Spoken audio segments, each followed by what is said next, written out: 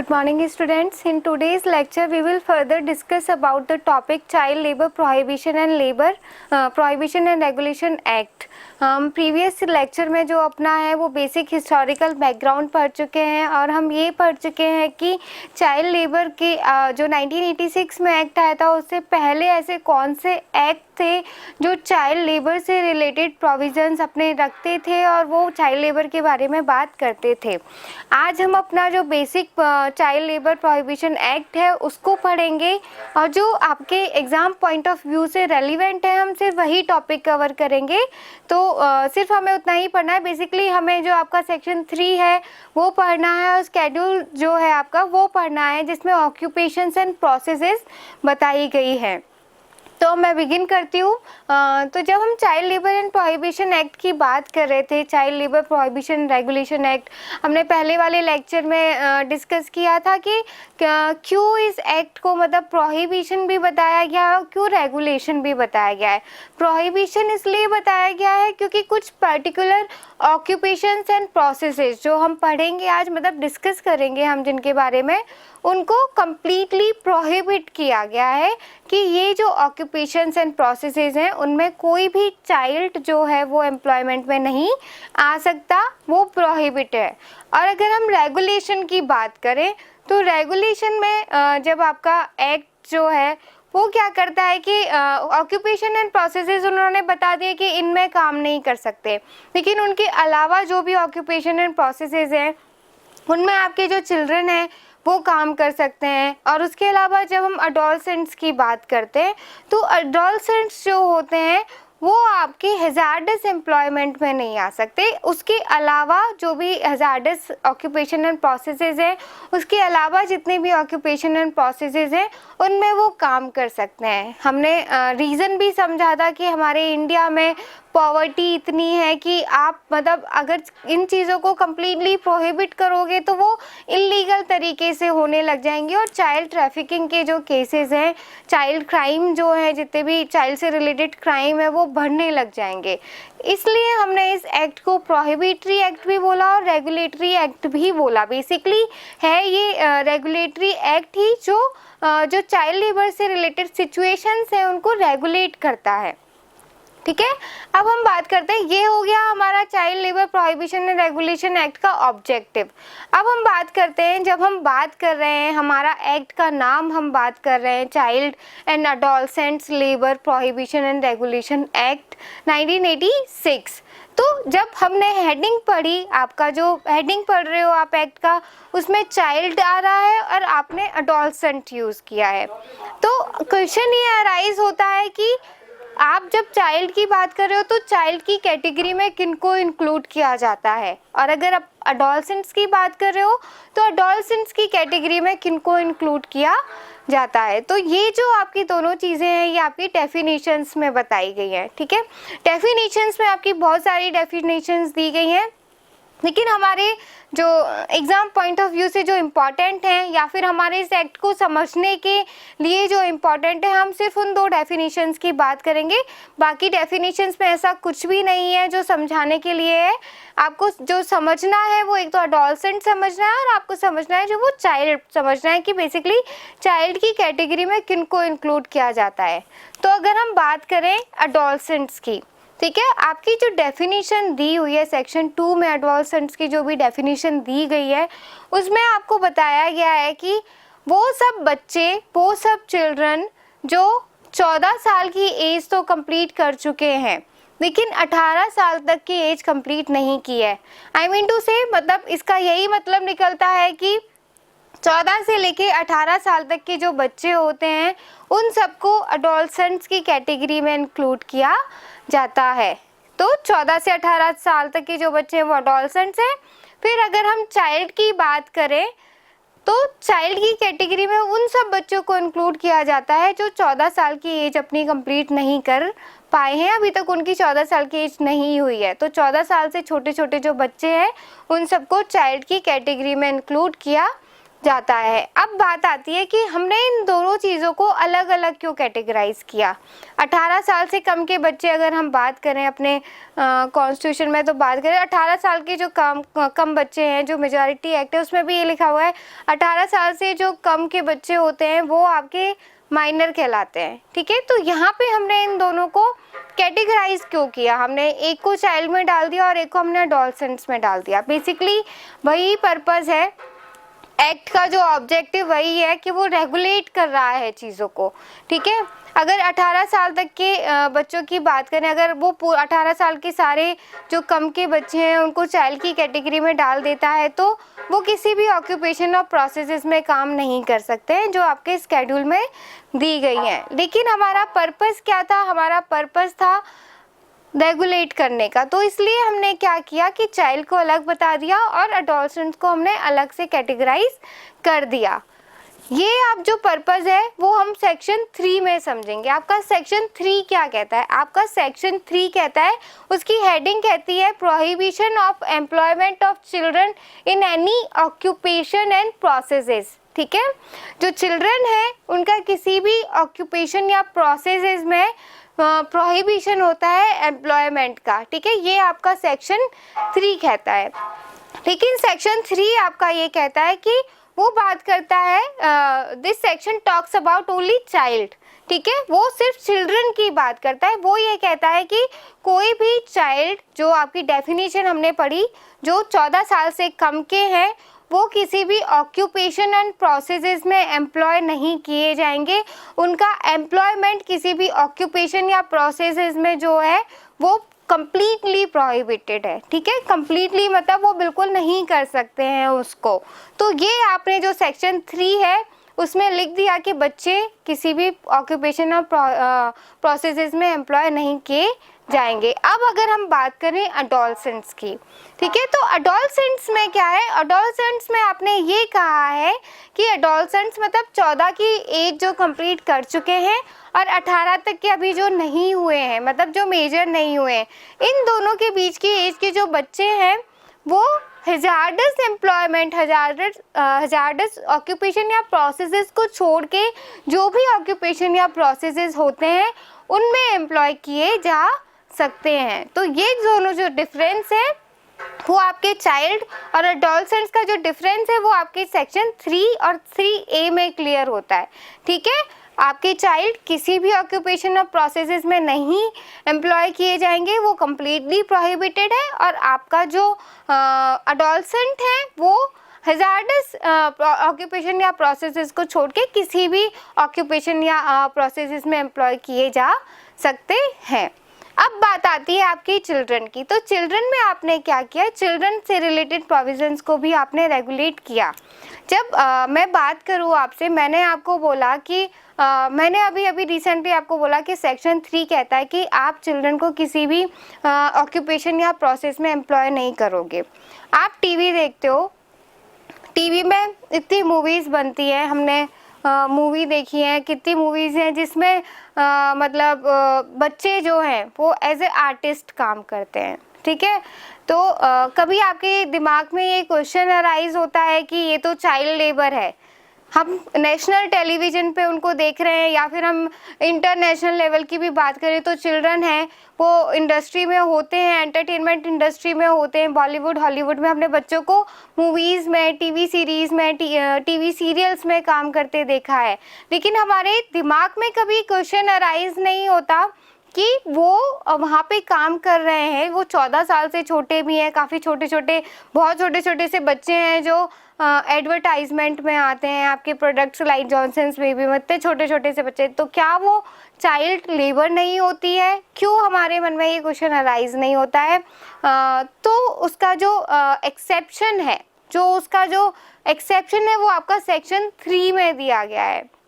आपका सेक्शन 3 का एक्सेप्शन ये कहता है कि कोई भी बच्चा, मतलब सेक्शन 3 आपका कह रहा है कि कोई भी चाइल्ड जो है वो किसी ऑक्यूपेशन या प्रोसेसेस में एम्प्लॉय नहीं किया जाएगा। पहली बात तो ये जो ऑक्यूपेशन और प्रोसेसेस की बात आपका सेक्शन 3 कर रहा है, वो ऑक्यूपेशंस और प्रोसेसेस आपके स्केड्यूल में, चाइल्ड लेबर की जो एक्ट का स्केड्यूल लास्ट में दिया गया है उसमें क्लियरली डिफाइंड है, उसमें लिखा हुआ है कि ये ऑक्यूपेशंस हैं, 18 आपके ऑक्यूपेशंस दिए गए हैं और 65 के करीब आपके जो हैं वो प्रोसेसेस उसमें दिए गए हैं।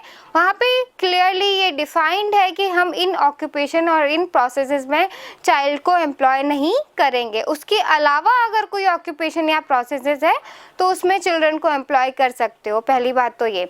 अब इसका एक्सेप्शन क्या कहता है? एक्सेप्शन ये कहता है कि अगर कोई बच्चा किसी क्रिएटिव फील्ड में है, क्रिएटिव फील्ड मतलब ऑडियो, वीडियो या फिर मान लीजिए पेंटिंग, जो उसकी स्किल से रिलेटेड है, ठीक है। मतलब मान लीजिए आपने बहुत सारे बच्चों को, छोटे छोटे से बच्चे होते हैं जो डांस करते हैं, डांसर्स होते हैं, ठीक है, तो वो डांस कर रहे हैं तो वो उनकी स्किल है।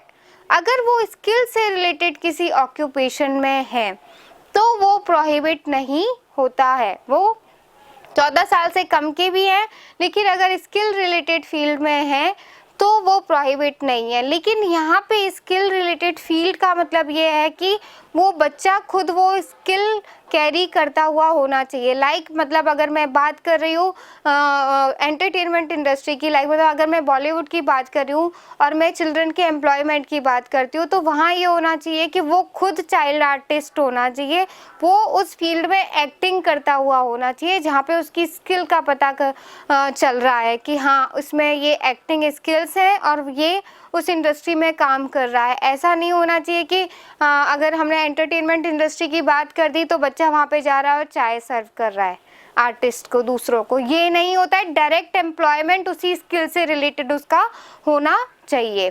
इसमें भी एक्सेप्शन में भी एक एक्सेप्शन है जिसमें लिखा गया है कि अगर हम स्किल से रिलेटेड बात करते हैं, आपकी किसी स्किल से रिलेटेड, तो उसमें सर्कस को इंक्लूड नहीं किया जाएगा। अगर आप सर्कस में किसी बच्चे को काम करते देखते हैं तो ये नहीं माना जाएगा कि वो प्रोफिशिएंट है उस काम को करने के लिए, वो स्किल्ड है उस काम को करने के लिए। नहीं, सर्कस में बच्चों का जो एम्प्लॉयमेंट है वो कम्प्लीटली प्रोहिबिट है, ठीक है। तो ये हमें ध्यान रखना है। दूसरा जो एक्सेप्शन है आपका सेक्शन 3 का, दूसरा एक्सेप्शन आपका कहता है कि जो बच्चा है वो अपने किसी फैमिली बिजनेस या ऑक्यूपेशन में जो है वो काम कर सकता है, ठीक है। क्योंकि एक तो पहली बात ये होती है कि आप किसी फैमिली, आपका कोई फैमिली बिजनेस है, ऑक्यूपेशन है, उसमें आप बच्चे को काम करवा रहे हो तो वो एज ए हेल्प काम करता है, वो एज ए एम्प्लॉय काम नहीं करता है, ठीक है। वहाँ पे उसके जो राइट्स हैं, फंडामेंटल राइट्स हैं, उनका वायलेशन नहीं होता है अगर वो काम कर रहा है। दूसरा, इसमें रूल्स एंड रेगुलेशन भी बना दिए। अगर आप फैमिली बिजनेस में काम कर रहे हो, हेल्प कर रहे हो, तो फर्स्ट ऑफ ऑल जो है वो आपके जो नॉर्मल स्कूल आवर्स होते हैं उसमें काम नहीं कर सकते। लाइक मतलब जनरली स्कूल आवर 8 to 2 होते हैं या 9 to 3 होते हैं, जो भी होते हैं नॉर्मली जनरली स्कूल आवर्स जो होते हैं, उसके बाद ही वो बच्चा उस ऑक्यूपेशन या प्रोसेस में आपकी फैमिली एंटरप्राइज में हेल्प कर सकता है। दूसरा, या फिर हॉलीडेज में आपकी हेल्प कर सकता है, वेकेशंस में आपकी हेल्प कर सकता है। ऐसे आवर्स में, ऐसे टाइम में वो हेल्प कर सकता है जहाँ उसकी जो एजुकेशन है, उस पर कोई एडवर्स इफेक्ट नहीं आ रहा है। तो ये भी आपने एक एक्सेप्शन है जो सेक्शन 3 में डाल दिया है।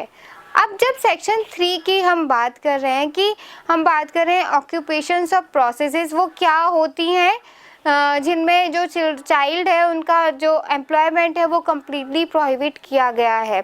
सारे हम डिस्कस नहीं करेंगे क्योंकि सारे ना तो आप लर्न कर सकते हैं, आपको बस पढ़ना है और आपको बस समझना है कि ठीक है, आपको ये याद मतलब हर चीज़ मतलब ये याद नहीं रखनी है, मतलब कि ठीक है 65 के 65 है तो आपको वो रटे हुए होने चाहिए। आपको बस ये समझना है कि ये जो इंडस्ट्रीज़ हैं वो हमारे लिखी हुई हैं और यहाँ पे जो है वो चाइल्ड का एम्प्लॉयमेंट नहीं होना चाहिए। फर्स्ट ऑफ ऑल ऑक्यूपेशंस की बात होती है, तो ऑक्यूपेशंस में बेसिकली आपकी रेलवे से रिलेटेड जो भी एम्प्लॉयमेंट है, लाइक मतलब रेलवे में केटरिंग का बिजनेस में आप मान लीजिए, ऐश का जो कलेक्ट करते हैं, जैसे मतलब कोल से चलते हैं, कुछ एशेस से रिलेटेड जो भी काम है, या फिर वहाँ पे क्या होता है कि कंस्ट्रक्शन से रिलेटेड कोई भी काम है। रेलवे में मोस्टली जो जो वर्क होते हैं उसमें चिल्ड्रंस को एम्प्लॉयमेंट नहीं दिया जाता है। वो इसलिए नहीं दिया जाता है क्योंकि वो बहुत रिस्की होता है। एक चिल्ड्रन के लिए वहाँ पे काम करना सूटेबल नहीं होता है, इसलिए रेलवे से जो रिलेटेड मोस्टली जो भी ऑक्यूपेशंस हैं वहाँ पे चिल्ड्रन का जो एम्प्लॉयमेंट है वो प्रोहिबिट किया गया है। सेकंड जो होता है, मैं बहुत कॉमन सा आपको मतलब ऑक्यूपेशन बताऊंगी जो आप अपने डेली रूटीन में देखते रहते हो, लेकिन हम देखते हैं, हम कुछ करते नहीं हैं उन चीज़ों को रिगार्डिंग। या तो हमें अवेयरनेस नहीं है या फिर हमारी अवेयरनेस है भी तो हम शायद इतने खुद वो नहीं है कि हमारे अंदर इतनी ह्यूमैनिटी नहीं है कि हम बच्चों को अगर ऐसी जगह पे काम करते देखें तो हम उसकी कंप्लेन फाइल करें। ठीक है, स्टोन हार्टेड है बेसिकली। तो आपने बहुत से बच्चों को सर्कस में काम करते हुए देखा है, वो आपके ऑक्यूपेशंस में लिखा हुआ है कि प्रोहिबिटेड है, वो नहीं काम कर सकते। ठीक है। दूसरा, डोमेस्टिक हेल्प जो सबसे ज़्यादा फ्रीक्वेंट है, सबसे ज़्यादा प्रेवलेंट है। बहुत सी मतलब कितनी जगह आपने डोमेस्टिक हेल्प की तरह छोटे छोटे बच्चों को काम करते देखा है और आपने यहाँ तक देखा है कि उनके साथ कितना हैरेसमेंट किया जाता है, उनको कितना टॉर्चर किया जाता है इस चीज़ में।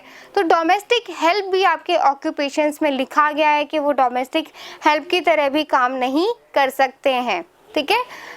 थर्ड जो है आपका, आप देखते हो रेस्टोरेंट्स देखते हो, ढाबे देखते हो, हाईवेज पे देखते हो, वहाँ पे आपने बच्चों को बर्तन साफ करते देखा होगा, चाय सर्व करते हुए देखा होगा या फिर खाना सर्व करते हुए देखा।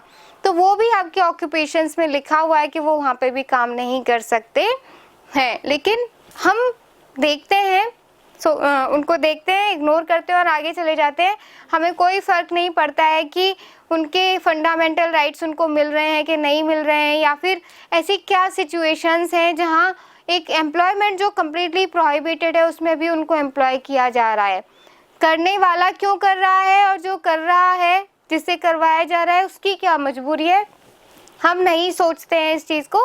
लेकिन ये छोटे छोटे से चीज़ें हैं जहाँ पे ऑक्यूपेशंस में आपके बेसिकली 18 ऑक्यूपेशंस हैं। आप अपना जब बेयर एक्ट देखेंगे तो उसमें लिखी हुई हैं, आप पढ़ेंगे तो आपको समझ में आ जाएंगी। मुझे उस चीज़ में एक्सप्लेन करने की कोई ज़रूरत नहीं है, समझाने वाला उसमें कुछ नहीं है।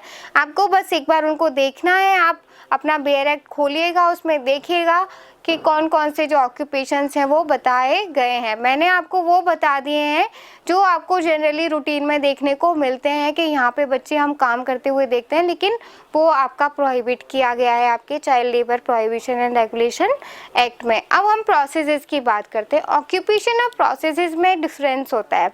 ऑक्यूपेशन से बेसिकली क्या होता है कि आप काम करते हो, वो काम एक फ्लो में मतलब कंप्लीट हो जाता है। प्रोसेसेस में क्या होता है, चीज़ें स्टेजेस में होती हैं। ठीक है, वहाँ पे लाइक मतलब मैन्युफैक्चरिंग से रिलेटेड बात करें तो कुछ मैन्युफैक्चर होगा, रॉ मटेरियल का अलग होता है, फिनिश गुड्स का अलग होता है, उनको अलग करते हैं, पैकेजिंग होती है। तो ये सब चीज़ें जो प्रोसेस मतलब एक पूरा लंबा प्रोसेस चलता है, उनको प्रोसेसेस में डाला गया है। 65 प्रोसेसेस हैं। फॉर एग्ज़ाम्पल अगर मैं बात करूँ तो कारपेट का बात करती हूँ। कारपेट इंडस्ट्री में जो आपके चाइल्ड हैं उनको प्रोहिबिट किया गया है। बीडी मेकिंग में प्रोहिबिट किया गया है। आपका मतलब जैसे कुछ होता है पॉट से रिलेटेड चीज़ें होती हैं, या फिर लाइम स्टोन वगैरह जो भी केमिकल से रिलेटेड इंडस्ट्री होती हैं वहाँ पे उनको प्रोहिबिट किया गया है। माइंस में प्रोहिबिट किया गया है। तो ऐसे जो हजार्डस हैं, बेसिकली ये क्या है, ये हजार्डस एम्प्लॉयमेंट है, वहाँ पे उनको प्रोहिबिट कर दिया गया है। क्योंकि वो बेसिकली अगर हम इन एम्प्लॉयमेंट की बात करें तो ये तो जो एडल्ट लोग होते हैं, बड़े लोग होते हैं, उनकी हेल्थ के लिए भी अच्छा नहीं होता है, तो बच्चों के लिए तो वो बिल्कुल ही अच्छा नहीं होता है। इसलिए वो हजार्डस एम्प्लॉयमेंट बेसिकली वहाँ पे लिख दिए गए हैं। जहाँ पे जैसे फायरवर्क्स इंडस्ट्री है वहाँ पे चिल्ड्रन को, मैच इंडस्ट्री है वहाँ पे चिल्ड्रन को एम्प्लॉय नहीं किया जाता है। तो ये आप ऑक्यूपेशन एंड प्रोसेसेस अपने बेयर एक्ट में देख लीजिएगा। समझने वाला कुछ नहीं है, आपको पढ़ना है और ये देखना है कि उसमें क्या क्या लिखा गया है। आपका सिलेबस में ये occupation and processes he cover किए गए हैं। अब बात आती है कि हमने बात कर ली कि हमने बता दिया कि चिल्ड्रन काम नहीं करेंगे, एडोलसेंट्स हैजार्डस एम्प्लॉयमेंट में काम नहीं करेंगे, और एक्सेप्शंस भी हमने पढ़ लिए। अब बात आती है कि अगर वो काम कर रहे हैं और अगर उनको कोई एम्प्लॉयमेंट दे रहा है तो क्या हमारा एक्ट कोई ऐसे प्रोविजंस हमें देता है जहाँ पे उनको पनिश किया जा सके, क्योंकि लॉ में क्या है, आपने लॉ तो बना दिया लेकिन लोग उसको तब तक फॉलो नहीं करते हैं जब तक उन्हें ये डर ना हो कि उन्हें उस चीज़ के कोई कॉन्सिक्वेंसेस भुगतने पड़ सकते हैं। तो हमने अपने चाइल्ड लेबर एक्ट में भी पीनल प्रोविजंस डाले हैं। बेसिकली वो पीनल प्रोविजंस आपके सेक्शन 14 में दिए गए हैं। सेक्शन 14 आपका ये बताता है कि अगर कोई भी एम्प्लॉयर अब किसी चाइल्ड को किसी भी ऐसी ऑक्यूपेशन या प्रोसेसेस में एम्प्लॉय करता है तो उसको कम से कम 6 महीने की जो इम्प्रिजनमेंट है वो हो सकता है, और जो मैक्सिमम है वो 2 इयर्स का इम्प्रिजनमेंट उनको हो सकता है अगर वो किसी चाइल्ड को जो प्रोहिबिटेड है उन एम्प्लॉयमेंट में लगाता है। तो उसके अलावा फाइन 20,000 मिनिमम फाइन उस पर लग सकता है और मैक्सिमम 50,000 तक का फाइन उसको पे करना होता है अगर वो उसको एम्प्लॉयमेंट में लगाता है। तो सेम यही चीज़ एडोलसेंट्स के साथ भी है। अगर कोई एम्प्लॉयर हैजार्डस एम्प्लॉयमेंट में एडोलसेंट्स को लगाता है तो वही है 6 मंथ्स की आपका मिनिमम इम्प्रिजनमेंट होता है और 2 इयर्स का मैक्सिमम होता है, और सेम फाइन होता है 20,000 मिनिमम और मैक्सिमम 50,000 और बोथ। ठीक है, तो आपने पीनल प्रोविजंस भी आपके एक्ट में बताए हैं कि अगर आप ये फॉलो नहीं करोगे तो आपको सज़ा हो सकती है। ठीक है, तो ये आपका act child labour prohibition and regulation act बात करता है। आपके child labour and prohibition act में वर्किंग आवर्स की भी बात की गई है। बेसिकली वो आपके सिलेबस में कवर नहीं है बट फिर भी मैं आपको बता देती हूँ कि वर्किंग आवर्स की क्या बात की गई है। हमने बात की कि इन ऑक्यूपेशन और प्रोसेसेस को छोड़ के जो हमारे स्केड्यूल में लिखे हैं वहाँ पे चाइल्ड काम कर सकते हैं, या फिर हमने एक्सेप्शंस की बात करी। तो होता क्या है कि जो भी एक्सेप्शनल केसेस में चाइल्ड काम कर रहे हैं तो उनकी वर्किंग आवर्स बेसिकली क्या होता है, वो एट अ वन टाइम मतलब एक बारी में 3 आवर्स से ज़्यादा काम नहीं करेंगे। ठीक है, अगर आप आज उनसे मतलब मान लीजिए मैं 13 साल की हूँ, मेरे को काम करना है, मैं मान लो मैं आर्टिस्ट हूँ, चाइल्ड आर्टिस्ट हूँ, तो मैं लगातार किसी भी सीरियल की जो शूटिंग है वो 3 घंटे से ज़्यादा नहीं कर सकती। ये आपका रूल बना हुआ है, मैं एक बार में सिर्फ 3 घंटे काम कर सकती हूँ। दूसरा ये है कि अगर 3 घंटे से ज़्यादा मुझे काम करना है तो मुझे 1 आवर का इंटरवल बीच में मिलना चाहिए। ठीक है, 1 आवर का मुझे इंटरवल मिलेगा, उसके बाद मैं नेक्स्ट जो है अपना आवर्स काउंट करूँगी, मतलब उसके आगे मैं फिर काम कर सकती हूँ। लेकिन इसमें भी ये है कि आप एक पूरे दिन में आप 6 आवर्स से ज़्यादा काम नहीं करोगे, और इस 6 आवर्स में जो आपका रेस्ट पीरियड है, इंटरवल पीरियड है, वो भी इंक्लूड किया जाता है। मतलब मैंने 3 घंटे काम किया, मुझे 1 घंटे का रेस्ट मिला, तो उसके बाद 6 आवर्स के हिसाब से अगर मैं देखूँ तो मैं नेक्स्ट 2 आवर्स ही काम कर सकते हो। ठीक है, तो मैक्सिमम 6 आवर्स से ज़्यादा एक चाइल्ड को आप किसी भी ऑक्यूपेशन में ऑक्यूपाइड नहीं कर सकते हो। ये आपके वर्किंग आवर्स हैं जो आपके चाइल्ड लेबर प्रोहिबिशन एक्ट में बताए गए हैं। तो ये आपको फॉलो करना होता है, जिसमें मतलब यही है कि आप 3 घंटे से ज़्यादा काम नहीं करोगे किसी भी एम्प्लॉयमेंट में आप काम कर रहे हो, और मैक्सिमम जो दिन है उसमें 6 आवर्स से ज़्यादा। और यहाँ पे ये भी बताया गया है कि आप शाम को 7 बजे से अगले दिन के 8 बजे सुबह तक काम नहीं कर सकते। तो वो आपका टाइम भी बताया गया है कि आप रात में काम नहीं कर सकते, जो भी चाइल्ड से काम कराना है आप वो डे में ही कराएंगे। तो ये आपका पूरे रूल्स एंड रेगुलेशंस बनाए गए हैं, हमें फॉलो करने चाहिए। और थोड़ी अवेयरनेस हमें भी होनी चाहिए कि अगर हम कहीं पे नेक्स्ट टाइम किसी चाइल्ड को काम करते देखें तो हम उसके अगेंस्ट में कोई एक्शन लें, हम उसके रिगार्डिंग कोई एक्शन लें। बहुत सी हेल्पलाइन है जो चल रही हैं, बहुत से ऑर्गेनाइजेशन हैं जो काम कर रहे हैं।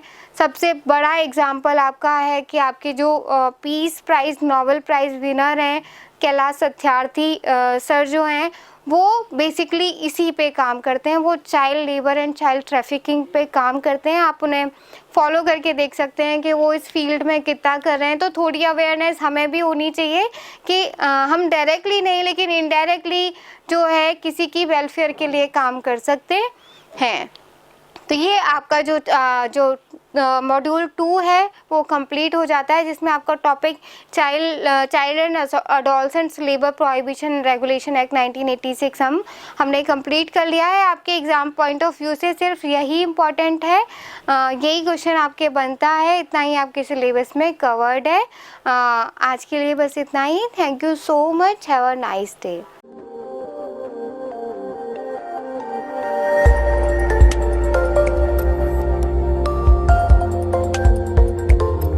at St. Wilfrid College of Law, Sector 10, Meera Marg, Madhyam Marg, Jaipur, Rajasthan.